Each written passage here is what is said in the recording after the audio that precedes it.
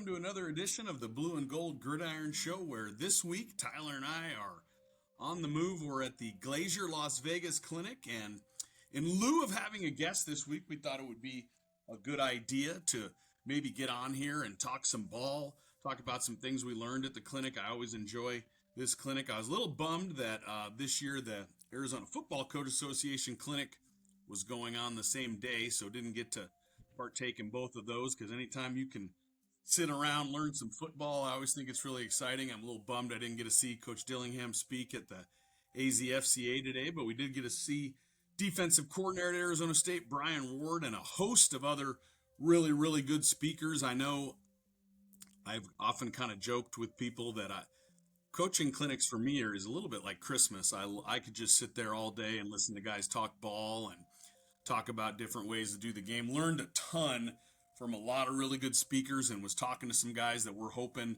to get on the show and the podcast here and get to learn from them. So we're going to try to get a few more episodes out there as we can, and maybe try to get one or two a week eventually.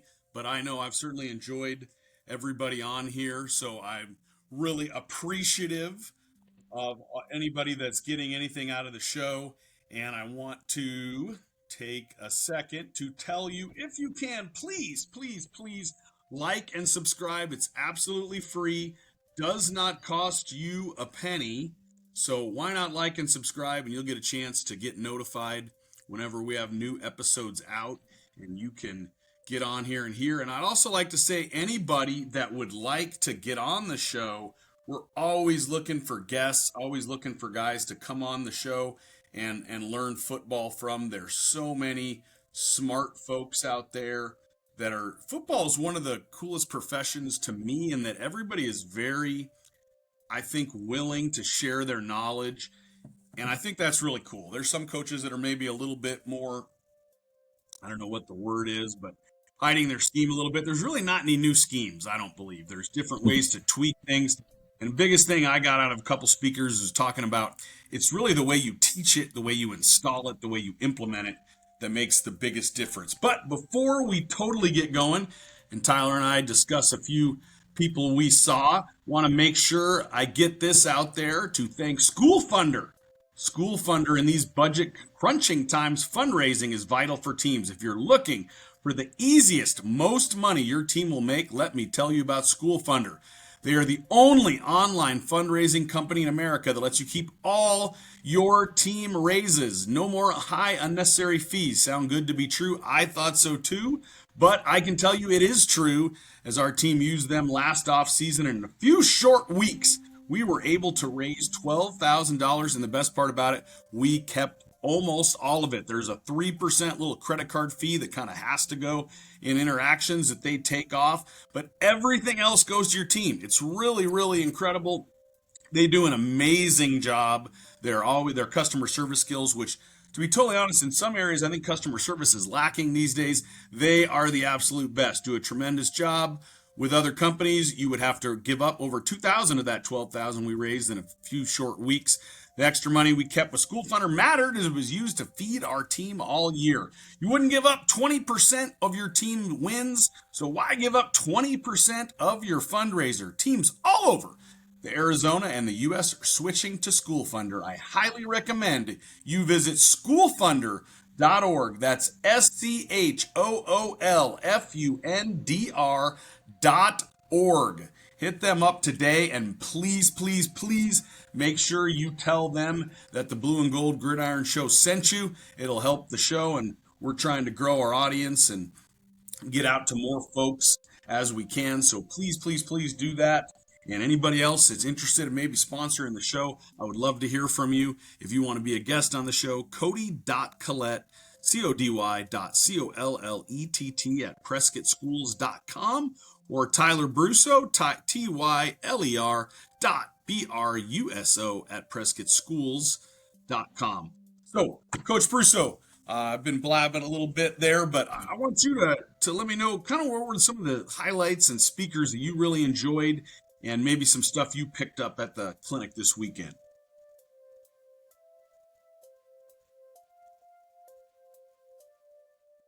that was like kind of a secondary deal that we just dabbled in to test it out. And like you said, we made about 12K pretty quick, just to like feel it out. So that was a pretty good start for us. So I'm excited to see what that looks like when we fully, invest and promote it and go all in on that. I also appreciate everyone who's listened and is taking the time to have us blabble for a little bit. We're just two coaches in a small town, but it's awesome that people are interested, and hopefully, your journey is helped by what we've learned or shared, or most of what other people have shared on our show. But the clinic has been great. I always love getting to go away for a couple of days and hang out with the staff and the crew and get to meet and mingle with other coaches and hear a little bit about their journeys and their stories. To me, that's always one of the more fascinating parts, is what's led people to the places they are, and kind of the experiences they've gone through. And if you're talking with coaches, you get a whole gambit of things. And to me, it's just fascinating. You mentioned Coach Ward from ASU. I really enjoyed listening to him. Today, I really enjoyed listening to Coach Collins from Boise State. He's a special teams coordinator and inside linebackers coach. I really love the energy he brought, and just the passion you could tell he has for football. And I mean, like, by the end of his session, it was just 50 minutes, but he was in a full sweat, almost out of breath. He's just living and breathing everything about coaching. So that was fantastic. Like you said, scheme is scheme, and there's new stuff, there's old stuff, but a lot of the new stuff is just old stuff repackaged and presented differently. So I like listening to people kind of explain their perspective and their vision. And then usually you try to get a couple nuggets here and there that you can implement to, fit the things that you want to do, or take some things that you could adapt to your process to make you better or communicate clearer. And for me, it's always trying to figure out how can I refine my message, be more clear in my teaching, not only to just the kids, but also to other coaches in our staff, and try to be, as efficient and direct and clear as possible. And just hearing the different successes and tools that other coaches use, for me is really beneficial. Like Coach Ward, for example, he just briefly talked about, he breaks tackling down into two types, like sprint tackling and like your box or your tight tackle. And when he said it, it's like, oh, duh, that makes sense. But sometimes there's little nuances that you've never really thought of. Or Coach Collins today went into more like kind of how they try to do interactive film watching with their unit, and how that can really hit on all the different types of learners that may be in your room or your program. So little stuff like that where we can hopefully implement and just make our message clearer and help the kids execute better, because at the end of the day, it's just about them being successful and us removing as many obstacles as possible. I always know both of us are really into being as efficient as possible with our time, with our players' time. I think if you're going to preach that to your kids, that you're a good person and you want to be a family man and you want to live and do things the right way, I don't think you can keep them there all day and do those type of things. So I'm always excited about hearing ways that guys do that efficiently. And I know both of us really enjoyed Coach Ward talking about his 999 theory in terms of their meetings, which maybe you can elaborate a little bit more, because I don't want to butcher it, but I know it was kind of a way to quickly and efficiently get through some stuff in their defensive unit meetings. Yeah, I really like that point as well. And as the D coordinator, when he preaches to the whole defense, he wants to keep his message under 5 minutes, and just his whole goal is to have them leave with something they learned. And especially athletes these days, there's a lot going on in their lives, a lot of distractions, and then attention spans may be shorter. So he just wants to keep his message quick and succinct. And then once they break out into their position groups and they're in their individual rooms, they want to spend no more than about 9 minutes on film, 9 minutes teaching or explaining, and then 9 minutes for questions. And to me, I really like that, because if you only have 27 minutes to get through everything you got to go through, you better be quick, you better be on it, you better be to the point. Your players better be focused and locked in and ready to go. And that's one thing that I really enjoyed this year, coming back to Prescott coaching here, is the time crunch that we put ourselves under. In a lot of ways, pushed me to become a better coach and figure out how can I maximize, every second. Where was more familiar with more drawn out sessions, where this year I really had to push myself and learn, like, how do I get to the nitty gritty, and how do I really combine everything in a succinct way. And Coach Ward talked a lot about that. So I always enjoy hearing that, and putting yourself under those limits sometimes pushes you to become better, as weird as that may sound. I agree. Obviously, that's something that I think I've grown in as a coach. Lots of areas, tons of areas I need to improve on, but I do think we've done a better job being as efficient as possible with your time. I don't remember exactly who it was, but they were talking about when you and I get to the end of the road, they're not going to talk about our record, but they are going to talk about what kind of father and husband we were. And I think if we're absentee in that regard, like both of our wives are with us on this trip, so that's been a ton of fun getting a chance to spend some time with them and talk football. I don't think there's anything much better than that. So that's been super, super exciting and a lot of fun. And I think And talking about the Big 12 champions can do some of their unit meetings in 27 minutes, then maybe these hour plus meetings are not necessary for your players before they get out to practice. And I know there's a ton of coaches that have a ton of success doing it that way. So I'm not throwing stones. I'm not here to do that at all. But I think anytime you can add efficiency to your program, it's something that I think is really, really beneficial. There was another one, and sometimes when you're hearing coaches from different states, particularly Texas, obviously we know high school football's king, and I always think that's exciting. But sometimes when you're listening to those guys, you're like, well, we're kind of in different stratospheres here in terms of resources and different things like that. But one of the nuggets that I got out of listening to there was two coaches in Texas who said this, and it was an epiphany for me is they had any guys that played JV as juniors that ended up being big contributors. I think one school termed it as a starter or a big contributor. One school had it as if they were an all region or all district type player. They got a big, big picture of those guys up in their locker room. Now, one of them said in the JV locker room, and I think a lot of you listening probably don't have varsity and JV locker rooms.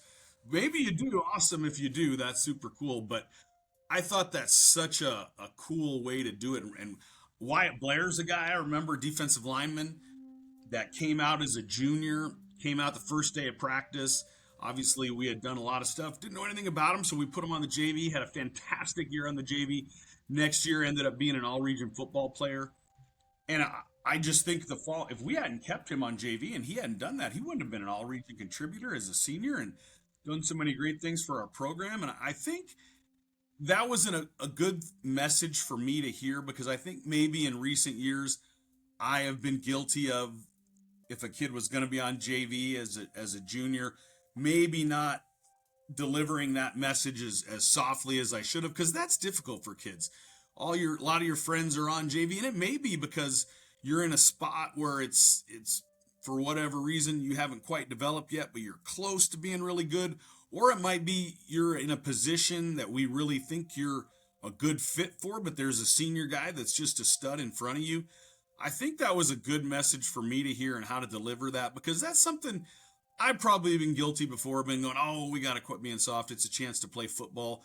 There's a lot of things going on through teenagers' minds, and I think that was a good message for me to really slow down and take an opportunity to recognize those big successes because we make a big deal, and depending upon where you're at, obviously certain states have had numbers drop in football. We've been really blessed at Prescott to maintain 3 levels. And I think one of the main reasons we do that is to get kids playing time. And I think any chance you can to recognize those kids. And there's been a number of guys that I can think about coaching through the years that have made big contributions as seniors that were on the JV or were a varsity guy that didn't contribute as a lot as a junior. And I thought that was a really neat idea. And hearing that and hearing some of the other stuff, sometimes when you hear those Texas guys, you see their weekly schedule and they don't teach any classes and they're, booster brunch on Tuesday morning. You're like, well, some of us are teaching class on Tuesday morning, not having brunch with the boosters, which is awesome. But I thought that was a nugget that I really, really enjoyed. Another thing, totally off topic, but I love hearing folks from Texas or different parts of the country say naked when they talk about really, I can't get enough of it. I think that accent is awesome. So, Coach, anything else to add on that before we dive in a little bit more on some of these topics? Yeah, I think what you mentioned about, well, shout outs to Wyatt Blair, who we've actually run into a couple of times since moving back.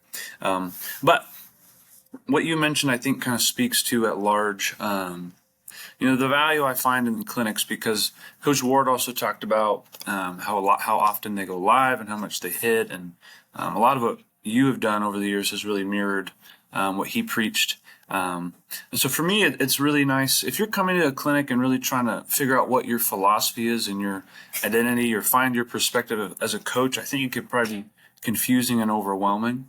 But for me, I find that the most learning the most learning happens when you're able to like stumble upon a speaker, because you might not always know, who is speaking the same language as you, and maybe gives you one of those reminders or perspective checks, or a new way to present something that, like, at the core, you understand what the concept and the foundation is, but you're tightening up the edges in terms of your presentation, your communication, your process, all that stuff.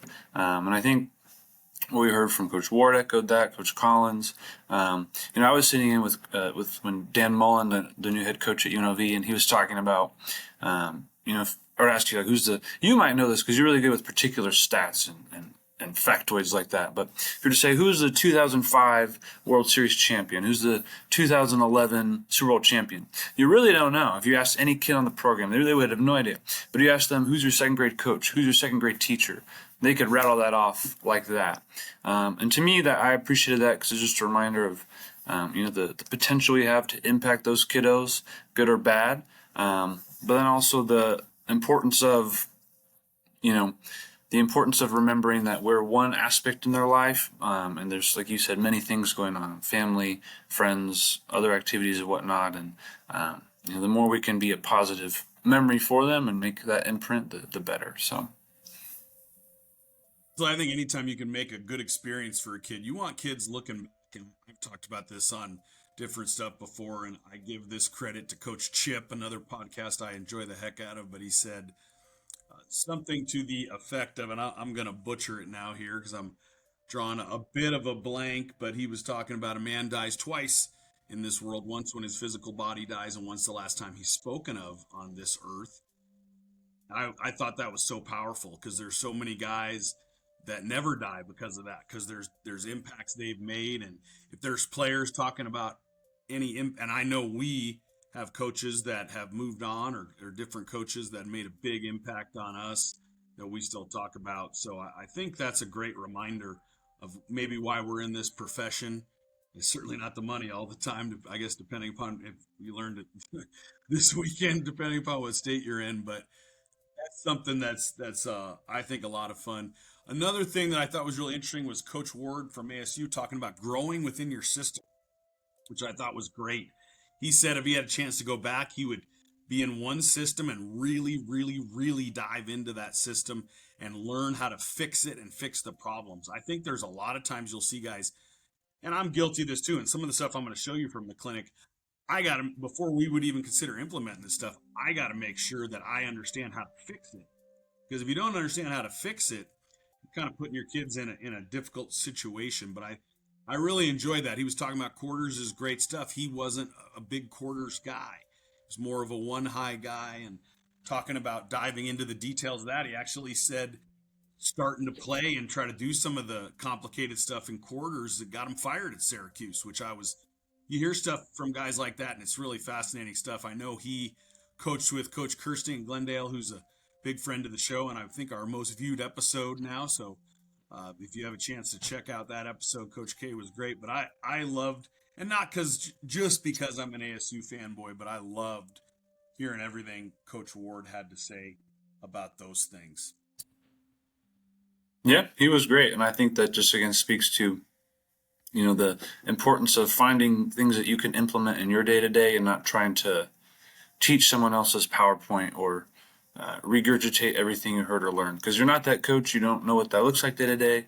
You don't know what that looks like in their system. How do you make it the best for you and what you do? And finding those like-minded individuals is really, for me, really helpful in that, because they help you grow and layer and level up. You get outside perspectives, and you obviously learn things from those too. But you don't want to overhaul what you do. You got to do what you know, and you're gonna do that the best, I think.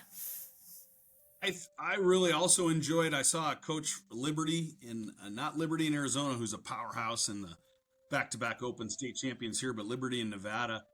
Wasn't talking about anything revolutionary. He's talking about four verts. Not everybody, but most people I would say have some version of four verts in their offense. And he, obviously there were some clips there where he's like, this kid's going to Alabama. And you're like, well, yeah, I'd probably throw that ball to him too a little bit. But one of the things I thought was really, really beneficial on that is he was talking about how they teach. It was a very simple drill. They'd have one free safety in the middle of the field. They'd have trips out there. They'd be sending their cross seam across there and their locked seam on the inside from number 2 in trips, if you're kind of visualizing this. And as simple as you would stand there and you'd give the free safety back straight up. So the quarterback's going to pick one of those seams, or come over here and play that cross seam, and then you're going to throw the inside seam, or play the inside seam, and then we're going to throw the cross. Something where the offense is at an advantage, but they're kind of getting their reads.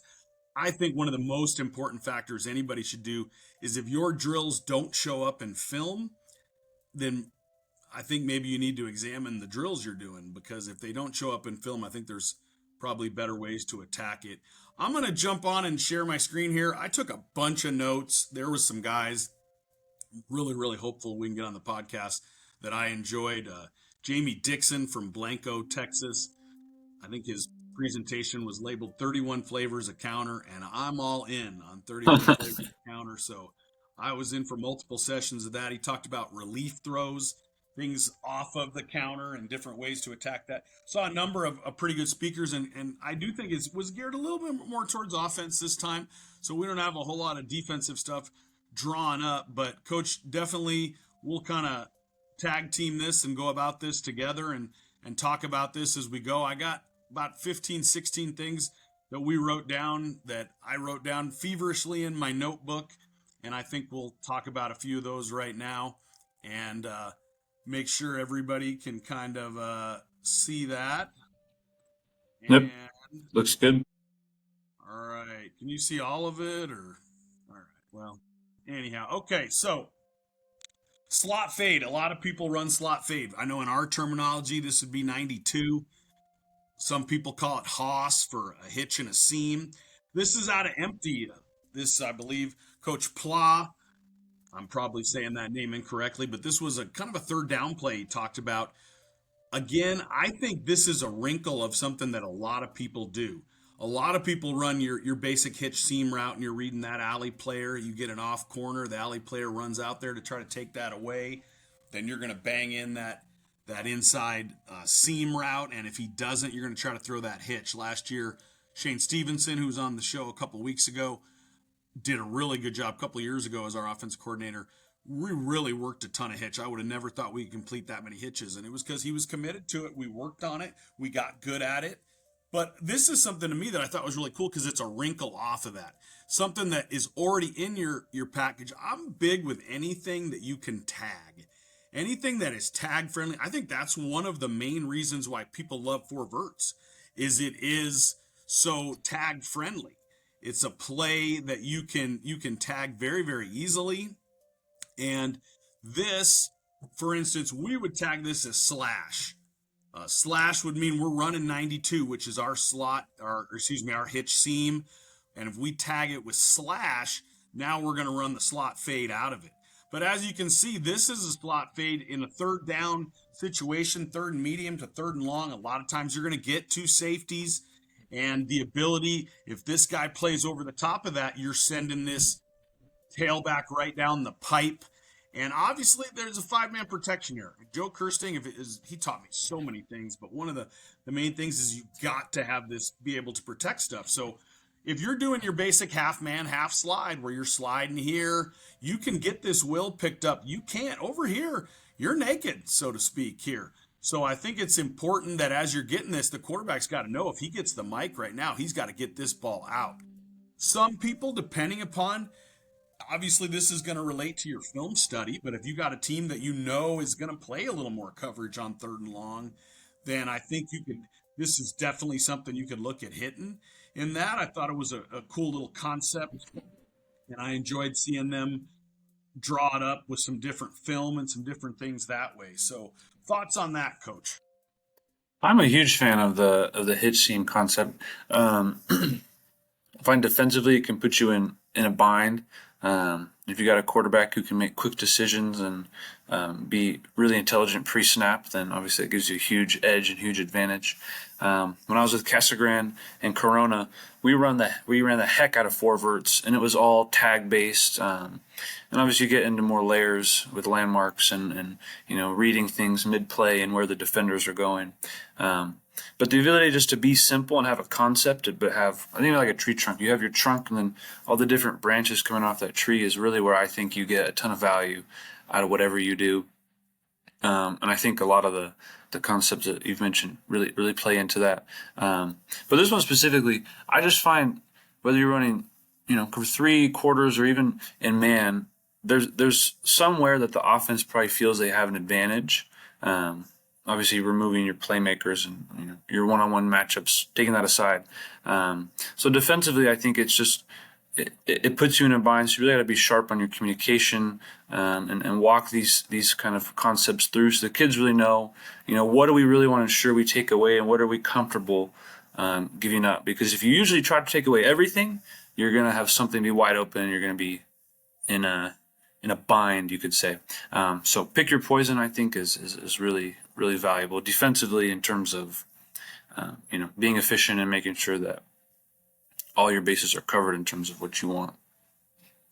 Expression that I've always tried to live by to some degree is you get what you emphasize, but you can't emphasize it all. You got to kind of pick exactly what you said, Coach, different areas you want to work on. I'm going to go to the next one, saw from Coach Pla, that I thought was pretty cool here. We would call this sucker. We run a lot of certain years. This year we didn't do it nearly as much, but we've had years where we've run a lot of fast screens. Fast screens, particularly depending on the opponent, I think are great simple plays, ways to take advantage of this. We would call this sucker. We would, a lot of times, different years, we've called this different things. We called this Spartan. Not sure exactly why we got that name of this. We called it Red Mountain when I was coaching with Ron Wisniewski. And running this off it, this would be kind of a Spartan sucker that we would call. But one of the things I thought, a lot of people probably do this, but the thing I thought was really cool about this is the addition of this part of the route. They ran, and I could be mistaken, but I believe he said they run like a 5-step glance route here, and they're trying to get over here. And the reason this, another play that he said was a 3rd and long type of deal that he wanted to do here. So this on this glance route, if this safety gets over here on the sucker, now you should have this window here for this route from the inside receiver. You figure if this outside receiver running the fat post here, I know what I remember hearing Dirk Cutter when he was at Arizona State. I really loved seeing him speak. He had a really great way of explaining things. He used to call this outside post in a lot of situations. He called this the take 2. And what he meant by this is this guy's job was to take 2 of those guys to be able to take that corner and strong safety out of that. Now, if this guy jumps over here on the sucker, you're going to have a window. If he doesn't here, it's a good chance you're going to have the ability to maybe sneak this in here. I thought this was another good 3rd down, such an important down, obviously. And it creates a couple things in there that are huge in being able to win football games. The number one most important factor, I would say, even before turnovers, is explosive play. So this gives you, a chance to get explosive play. Also, I think it's something you can run off of something that's probably already in your offense. I think a lot of times coaches try to fix problems by adding new plays. And while I guess technically this is a new play, I think it's always better to add things that are off of something that's already existing in your offense. Yeah, I agree 100%. And that's what you mentioned earlier in terms of growing in your own system. I think the key with this defensively was just trying to really make sure that your guys are good and sound on their reads, because whether you're looking at the secondary or that mid-level with the linebackers, someone's in a bind. And I don't know, just trying to make sure all those different components are synced up. You really got to have all your bases covered. Communication being key. I know when we played a lot of man this last year, and when we would face these concepts, our whole goal was to really make sure we cut off the inside as much as possible, and then force everything to the sideline as much as we can, and really make those quarterbacks have to drop it in over the shoulder. And Fortunately, we played some really good teams, and we're decently successful at what we did. But if we can make them throw it over the top versus having that free safety, for example, run over the wheel and it's wide open, just right over the middle, then obviously we're not going to be very good on defense that day if that's what we're giving up. Interesting stuff, and I thought we did a good job with that this year in being able to place a lot of cover one and some other stuff in there. Obviously, the luxury of having a really, really talented free safety helps. Next concept we're going to cover Yeah, is he's called pretty sit good. wheel, which I thought was really, really cool. Again, this is one that I think this is a fantastic football play. I'm not sure I could implement. The previous ones are kind of off of something that we already run. We don't run a lot of double post. We'll run cross with a post, or what a lot of people call Yankee. Used to call it pod with a post and a dig. Was very good against quarters teams trying to read that safety. They call this zit wheel. They're going to motion this guy across, and depending upon what kind of reaction you get, the quarterback's going to have his read there. If they do what I would call a seesaw, where maybe as this guy motions across, they roll a guy down. This guy comes to the middle of the field, and you have a shot here. They're going to take a shot with a lot of field and a lot of space at this corner route from the Y. But if you don't get a big reaction here, you're going to have this guy trailing behind this post, and they hit this a ton on the film I saw. Again, what he said, particularly he thought this was a great play in a third and really long situation, 3rd and 10, or maybe even 12 to 15. But I thought this was a cool concept. Again, I don't know that I could problem solve this concept for the quarterback, but I do think this could be something that could be added. One of the things I tried to do as a play caller, I think play callers a lot of times, and I'm not trying to get off on a sidebar here, but I think a lot of times play callers, and I think maybe coaches always think they have the perfect call necessarily. We did what we tried to start doing was what we called gotta have it's a few years back. And gotta have it's were those downs where it's 4th down, and gotta have it doesn't mean it's the first quarter and it's a tied game. Gotta have it means if we don't convert this on 4th down, we're losing the game in the 4th quarter.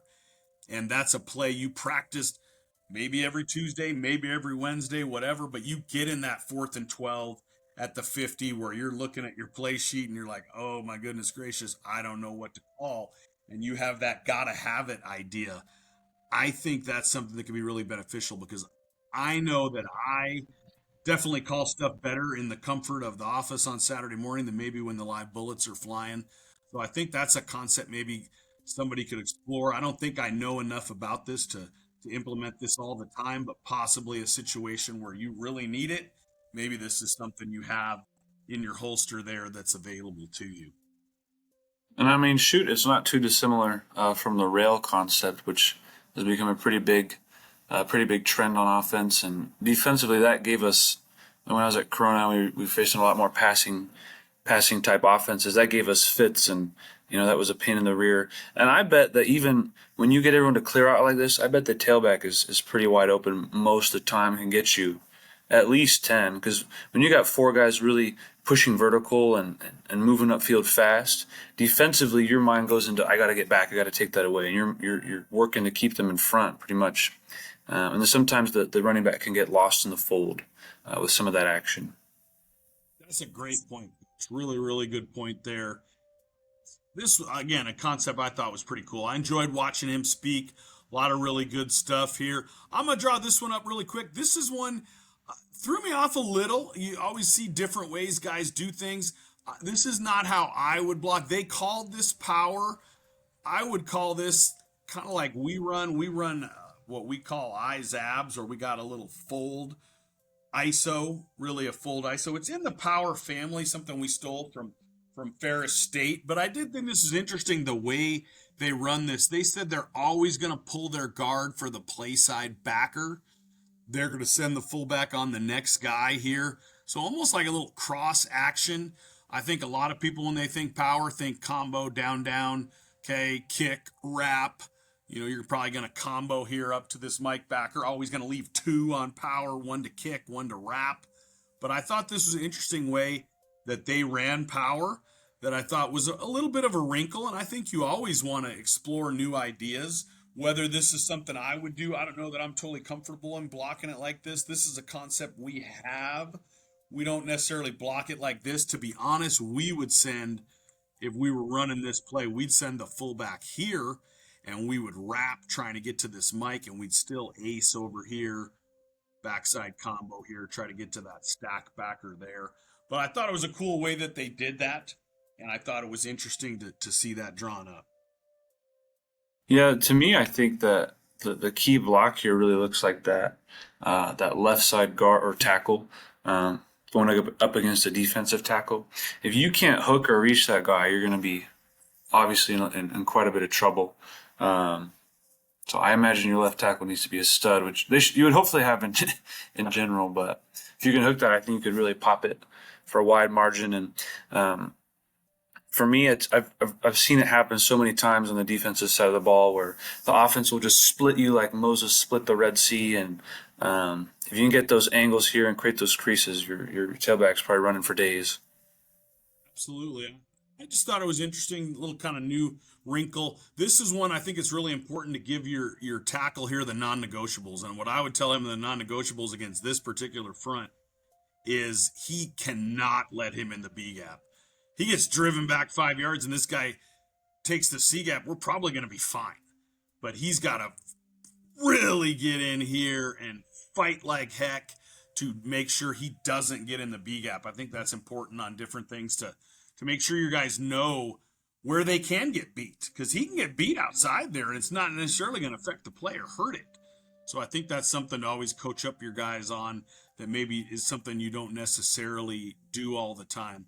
Next guy we're going to talk about, we have a couple of tight ends we're pretty excited about. I think are talented kids and good players. So I wanted to get over there and see Coach Dickey, who was his first year he's out of coaching. He's 65, most recently at Texas A&M. Really enjoyed seeing him speak. I've seen this presentation is on the Glazier Vault, so nothing I'm showing you here is not something that's already on there. So get on Glazier and look at that stuff. It's excellent stuff, or at least a lot of this stuff. But it was different ways to get the tight end the ball, and it kind of ended up being ways, I would say, to protect the counter play. This is a version of that slip screen you see a ton of, where they're running counter to the right, counter to the field here. They got these guys in here blocking. Tight end, obviously, to make sure it's not offensive pass interference, has to be, I would say, flat. I think you could probably get away with him being 1 or 2 down the line of scrimmage, depending on the officials. But I'm with the defensive guys on here. I think if you want to be totally within the rules, he's got to catch this at 0 yards depth. And they talked about reading this guy. If he's folding back in the box in any way here, then I think this is a great chance to get this out here quick. Now, obviously, if this guy is hell-bent for election and coming here, they read it, which brings you on to, what are you reading? Are you reading this guy or are you reading that guy? And he said this guy's a pre-snap read, and this guy, if you decide it's going to be a run option, is right here. I don't think I'd do that at the high school level. This would 100% be, we're going to throw this to the Y. We're going to get this thing out, catch it, and throw it, so we're not getting our quarterback hitting the chin here. But if you run a lot of counter, great way to protect it, because you've got to believe, you see these guard and tackle pulling, you're going to get these guys flowing. And if anything, even if this is incomplete, you're going to make those backers think a little bit about their keys. And I think eye candy and ways to distract the eyes is a huge element of high school football. And as much as all the coaches we face are good and they tell those guys to read those guards, they don't always do that. So I think that's something that is a quick, easy, also a play that you don't have to have the greatest quarterback of all time to get this completed. This is something most everybody has, a guy that can throw this ball in the flat. Well, I mean, how many times you've seen guys on Saturdays wide open in the flats and there's nobody within 10 yards of them? It's usually something like this. And to me, this speaks to the advantage offense has versus defense, where defense, we have to be right every single time. We have to be on our spot, communicating, reading our keys, having good technique every single play. If we mess up once, it's probably 6. Where you guys, if you get it right one time, that's a score for you. So for me, this is one of those where just the pressure of consistently being put in situations where you got to be right in every aspect. And this is largely similar to what RPOs do. Really puts a lot of pressure on the defense, where you just run counter, and your secondary isn't as much of a factor generally versus you're running a third and long passing concept. It doesn't it just doesn't put as holistic pressure on the D, and so yeah, those are really tough plays to defend. I like it too. A great way to protect a play if you run a lot of it. Just a good way to protect that. We're going to start exploring some of these. We don't run a lot of inside zone, and frankly, it's because I'm not good enough to teach it well. I don't teach those vertical. I think you got to get a lot of vertical movement on inside zone. We do run a fair amount of outside zone. I'm just not skilled enough to teach inside zone well. I would like to explore duo a little bit more. I think duo, being that we run a lot of gap scheme stuff and it being a little more gap scheme oriented, because I think one of the big advantages of not having to pull people is you have less propensity to get those TFLs and those negative yardage plays when you don't pull somebody. You also, I think, when you do pull and pull kick, pull wrap, have an opportunity to maybe get some more high chunk plays. But this off inside zone, I don't think we would do that. But another thing we're going to do formationally is explore some of these unbalanced sets. For us, we call this WF guy. This year we had a really good athlete, Cooper Kassoon, that did this for us.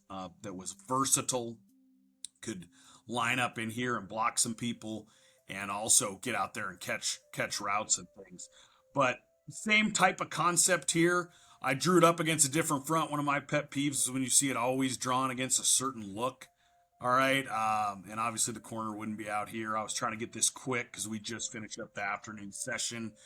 But something that's interesting here, they run it off of inside zone. Same exact concept. Don't need to rehash that quite as much. But another one, I think anytime you can create easy, simple completions early in the game, get your quarterback in rhythm, get your quarterback completing things, I think it's probably a good thing for you. This one, like I said, everybody runs four verts.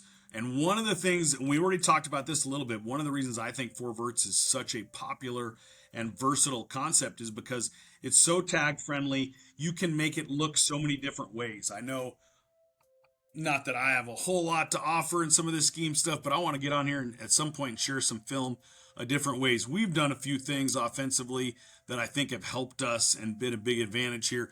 This was one Coach Dickey showed here off of four verts, off of a double tight end empty, which I love me some double tight end empty type formations. This was a tight end type here. Doesn't have to be a tight end if you don't have that type of body, but I think in high school it doesn't have to be some prototypical guy. This, a lot of times I heard Jason Mons at Saguaro talk about this as their tough kid that's 5'11", 6 feet, maybe 190. That's a tough kid. Doesn't have to be some big Rob Gronkowski. Not everybody doesn't have those. Nobody does really. But anyway, we run a lot of fly motion. I thought this would be a really simple concept to add here. Just four verticals. You got your outside vertical, probably aiming on the bottom of the numbers. And I'm sure everybody out there knows this, but I'll be totally honest with you, I was like, what are they talking about when they say bottom of the numbers? If you're in the stands looking here and I got it drawn a little bit, this would be the bottom of the numbers right around here. And I got it drawn a little bit outside here, but if you didn't know that, now you do. Probably you did. I'm just probably the dummy that was like, what does that mean exactly? And I didn't know it till somebody explained it to me, just like anything else. So anyhow, this guy's your inside vertical or inside seam route here. This guy's what we call the cross seam. If this kid's a smart kid, you can always give him what's called that read seam. So if you end up in too high and he's what in R4 terminology would be capped, he can bend that inside. But I thought this was a really cool concept. They showed this against Alabama, so it was a pretty good football team, and this guy was wide open for an easy touchdown pass there. Again, gotta understand here, you got five guys running routes. It's a five-man protection. Depending upon your pass pro on this, I think a lot of times 3-3 guys kind of eliminate these guys as blitzers, and if they do it, I think it makes it a lot easier because now you can pass set here. You can first uncovered starts the turn. You can have your center and guard responsible for nose and Mike. You can have your backside guard and tackle responsible for end and Sam. And you just know you're hot off the will now. And you can get everything else if you know this guy isn't a threat. You get this guy a threat, you got to call what we would call a sort call, which means these two now are responsible for any two of these three leaving the widest guy, which I certainly know is more difficult. So always got to have those protections involved there, and how you're going to protect it, I think, is critically important. But I thought this was a cool concept there off of something that a lot of people do already. What's the landmark you're giving for the Y? Are you just aiming pylon? We're I For me, and I probably missed this when he said it. For me, I'm still going hash +1. He's trying to at least get to the hash here. Really, at least make this guy make a choice. We were talking about the coach from Liberty at Nevada talking about this drill he used. He would have this here, and he would have these two inside seam routes, and he'd just have this guy, and he'd point him one direction. He goes here, we're going to bang this. He goes here, we're going to throw this. He goes straight back. We can kind of pick one. But I would say you're trying to get to this hash definitely, and maybe even the hash +1.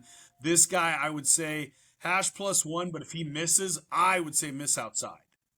Because I know there's a lot of colleges that do this divider or midpoint thing in cover three, where they'll try to midpoint these two verticals. I'm just telling you, I'm sure there's some corners at Liberty and Basha and those places that can do that. I don't see a lot of corners in 4A football that can do that. So cool concept, easy way to do something you already do, and I thought it was off of something that you see a ton of already. I like it. All right, moving on here. Like I said, Coach Dickey had a ton of good stuff. I really, really enjoyed this. A naked here we got here.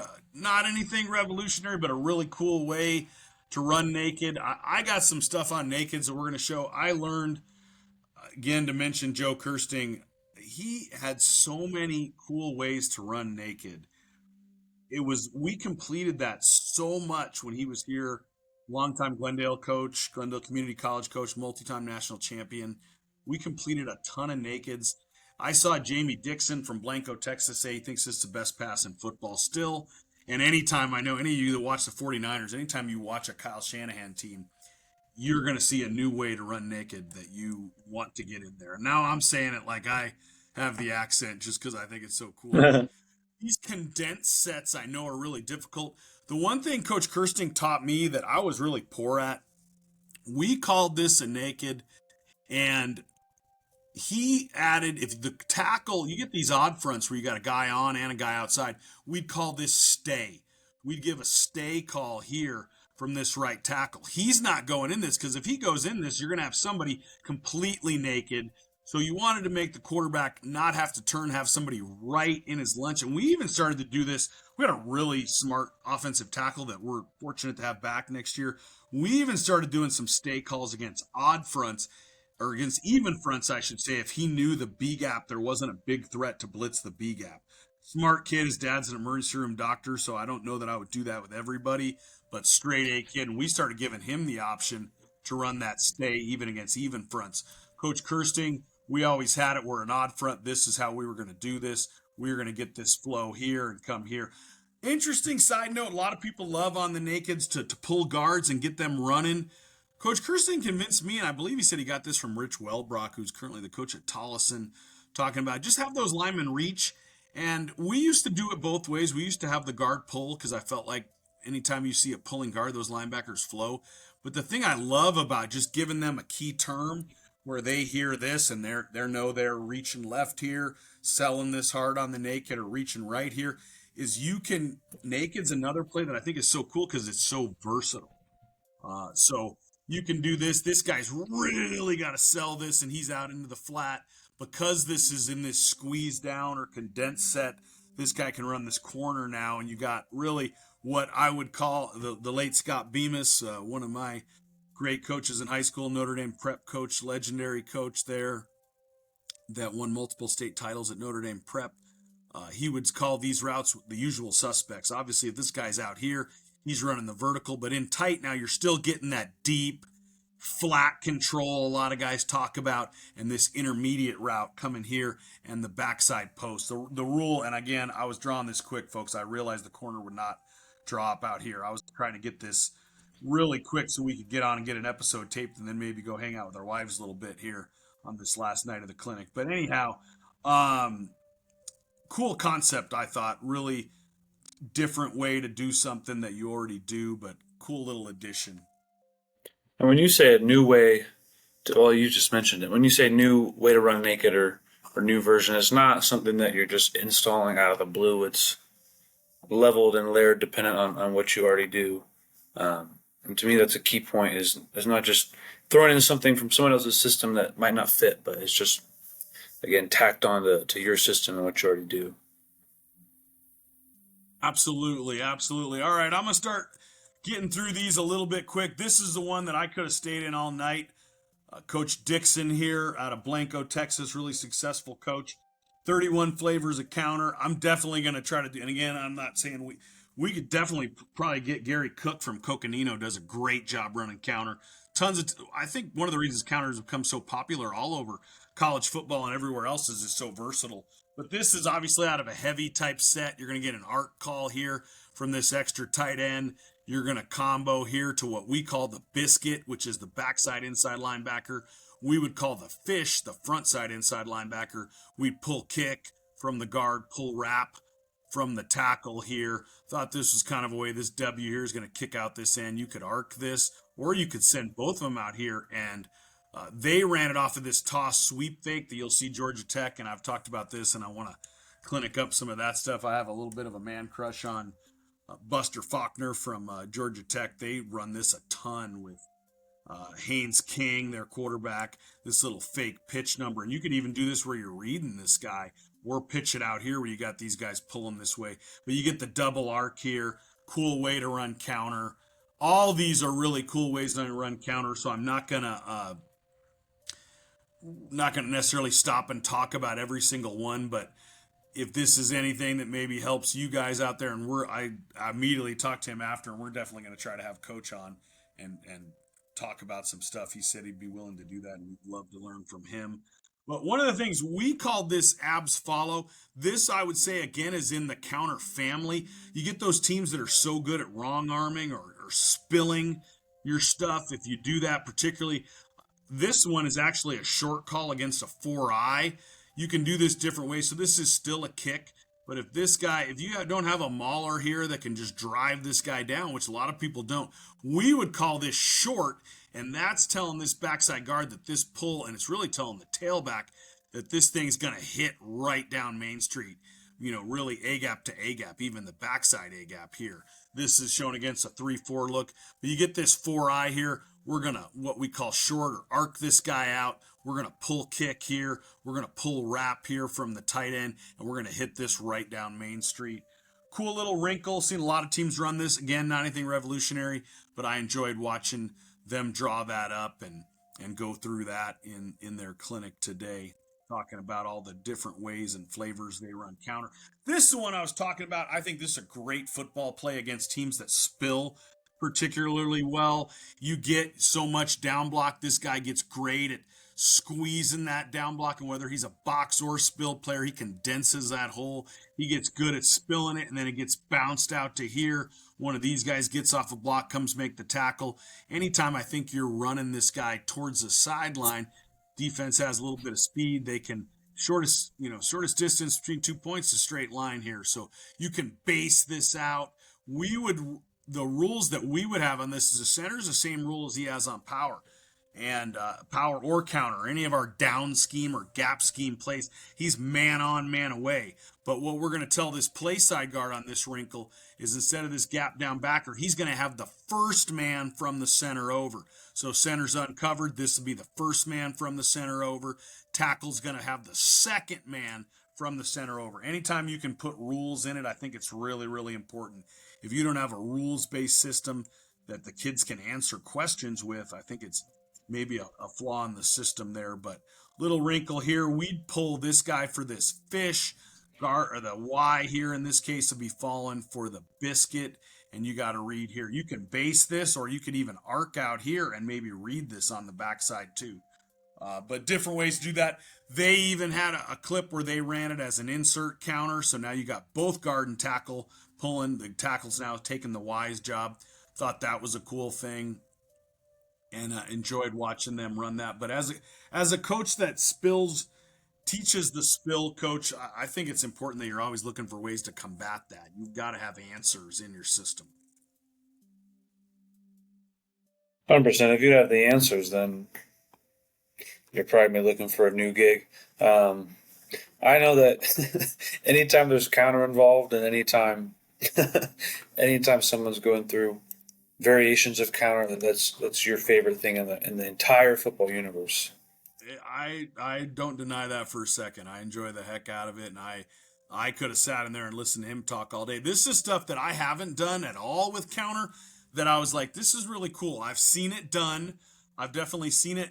Uh, this one they have a backside three technique, and I've seen teams do this with a backside three. But what I've seen primarily is in a backside three, they'd make the center make a stay call. I don't want to have to go all the way back here, and they'd run CT counter where you got center pulling to kick and tackle pulling to wrap.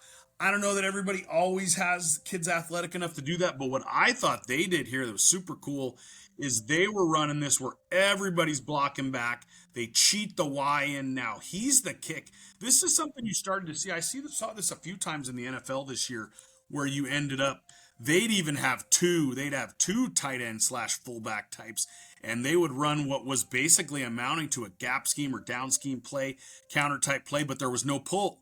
So with no pull, again, what I think that does is it makes it difficult to have those negative yardage plays if there's not seams created when a guy's pulling. A lot of times I think on those plays where you pull from the backside, you can create TFLs and things of that nature. So the way they did this, again, and they would do this with a backside three technique. Now they can send the center up here. The Y, is going to pull kick. This tackle back here is going to pull wrap. Again, you can still probably read this on the backside here. But cool little, they called this, I think, Oklahoma. But I thought that was a really neat variation. I watch, and I don't even know if I have the cojones to ask him because I've watched so many Kenny Simpson videos, and even though I don't run the gung tee, I really love his stuff. So I don't know that I would have the guts to ask him to be on the show, but I am huge. If I did, I would tell him a huge thank you because I've watched a ton of his stuff. I love his podcast with Daniel Chamberlain. They do a great job. But this is out of his stuff. They'd call this steel. The thing I liked about this, again, this is an answer. You get a war daddy here, a nose tackle that's just a beast, and you're telling your guard, a lot of times we have 180, 190 pound, 170 pound, 165 pound guards we've had. This guy's a war daddy. You say, good luck, son. Block him down in the A gap here. You're probably going to lose that. So a way to do this I thought was really cool. They're running just GY counter here on the backside. Guards pulling to kick, tight ends pulling to wrap, but now they're going to read this tackle. And sometimes for whatever reason, when you move it one inside, this guy's almost always going to go tackle this. And a lot of times you'll see the ability for the quarterback to just replace where that guy left and then end up right up the middle. Cool concept. Other thing, this was just an idea I had off it. What our offensive coordinator this year, Coach Sinet, would call shady, where we'd move this guy. He'd start here and move here. You'll see a lot of teams do different things in their scheme based on where the running back is. So I thought this was a neat little wrinkle too. Called it steel, right out of Kenny Simpson's playbook. So if you have a chance to get it, I know he sells materials, and I think you're probably getting your money's worth on that because he has a lot of really good stuff out there at Southside in Arkansas. So enjoyed that concept. Thought it was pretty cool. Gonna move here to, I believe, our last couple. One of them was, and I don't know about you, Coach, but I remember when I was in youth football, the pop pass was the greatest play in youth football. And I think these last two we're going to show here are almost modern ways to get to the pop pass. And I'm hopefully going to say some of the coaching points I thought that they mentioned that were ways to run it that were cool here, but they got the pop here from the Y. They're running again, guard pull. They could pull guard and tackle. They had it pulled guard tackle. That scares me if this kid comes hell bent for election. He's going to be mug right here, and I don't want that. So I had him base in here. They said the read for this, if he's over the top of this, you're giving this. You're going to give this. Of course, in that case, you really kind of have to be pulling the tackle to get this fish. But I would think if your film study's good enough and you know this guy's going to line up kind of wider and be that really hard force guy, you have this guy outside. They really liked this here because as you put this here, you get the guard pull here. You're probably going to get flow here. I would have think you're at least going to be able to get one step, but the quarterback's got to understand here as he's here getting that thing set, he's right out and get that thing on there here. In the old days, used to run that sucker off of just dive, pop pass. We had a kid at Dobson who ended up playing in the Ivy League. Great kid, Drew Thurston. He looked like a little bit like Soda Popinski from the Mike Tyson game. Great young man. I wish I got to give him a call sometime. Great, great kid. And he's probably 38, 37 years old now, but stud player. We used to run the old pop pass with him, and I remember him catching a 90-yarder against Mesa High way back when. But modern way to run the pop pass, loved it. Absolutely loved it. Will definitely be something we look at because, again, it's not anything new. It's off of something you already do. We run a fair amount of counter. I think you got to have ways to protect your base stuff. Coach, some thoughts on that? Yeah, I mean, even this last year, I don't remember if it was the first time we played them or the second, but we went up against Vista Gran. They were so good at hitting the run, downhill, lull you to sleep just a bit, and then boom, throw it right over the top, and they got us for the pop pass one. So just really test your ability to be disciplined and stay focused and locked in. And oftentimes with high school kids, that can be a big challenge, and I have varying levels of success. So yeah, anything like that, I think puts the offense in a big advantage. Coach Roberts, great guy, just got the Mountain Point job. Talk to him. He's obviously busy getting everything going with a new program, but he's another guy we want to have on down the road. We always want to have guests on. We just figured since we're at Glazier this week, we would do an episode where we didn't have guests and talk about this. This is an idea I had off of the pop pass here, and this is, again, things I want to explore. This year is an unbalanced set here. We obviously run a lot of GT counter. This is a GT counter here on the backside with the Y running the pop. And in this situation with the guard tackle, you can't, the way we had it, I had it drawn here, unbalanced formation. Obviously the X is, and the coaches are all smart. They're going to know this. They're going to have their kids coached up on this. They're going to say, hey, Johnny, when this kid's here, he's not an eligible receiver, but because you can still run it out here and throw some screens out here to this guy, he can't catch a pass. But I think you at least got to honor it. And I think it's really hard for the kid to recognize it on the field, particularly if you go with any tempo at all. And I think also that's tough to recognize for a kid. And even if he does, he knows it. I would say this guy's backing up. He's out here. Hey, throw me the bubble. Throw me the bubble. We know he's not eligible. You can't throw him the bubble. That's not legal there. He's an ineligible guy here because he's covered up in the formation. But I think this was something that I just scribbled real quick that is this formation we run a lot of. We call this formation hip. I thought this was a really cool way we could maybe get to this pop play off of this. You got this outside guy running the vertical. You got the pop here. Same type of read. The other thing I thought is with this guy out here, what they said was a big emphasis. Now, this safety is always a danger point here on this. I think if you're running this well, this is, again, something to protect this, and your safety's getting here in the mix, you have the chance to possibly complete this pop off of it. But I thought really cool little way. And like I said, Coach, I absolutely love clinic season. I love talking ball with our coaches, love hanging out, and been a great weekend. Like I said, I was bummed I didn't get to go to the AZFCA, but anytime you get a chance to go to clinic, so blessed. Our booster club's so helpful and awesome and gives our coaches the chance to do this and help us in that regard, help us grow professionally and bring that back to help our student athletes at good old Prescott High School. So really thankful to all of them, and heck of a clinic. Really enjoyed it. Any final thoughts this week, Coach? Also, one thing I No, want to say, I think we're gonna have, I'm sorry to cut you off there, Coach. We're gonna have Mark Morris on next week. Try to maybe do 2 episodes. Then we got Steven Brown from Gilbert High School that was at Lee Williams. So we got a ton of guests we're excited about coming up here. yeah, we've got a pretty good lineup here in the near future. I really enjoyed it. I appreciate the chance to get to hang out with everybody and learn from these coaches who are much smarter and more successful than I. Really appreciate everyone who's chimed in and listened and subscribed and followed along. Just fun, just because we get to do this almost every day at work, and the fact that people are willing to listen is pretty darn cool, and really appreciative of that. And just continue on and keep learning and growing and sharing what we know. So it's been a great weekend. It's fun to cap it off this way, and then it'd be nice to go out with the missus and have a good time. Thank you again, everybody, for listening. Please, please, please like and subscribe. Any comments or any ways you have to do some of these things, please leave them there. I look at those all the time. I'd love to get some more interaction that way, see comments, different ways you do it. There's so many. The one thing I know is that I don't know. That's the number one thing I've learned in all my years of football. So if you have a different way to do it and a different wrinkle and you want to be on the show, please contact us. I'd love that.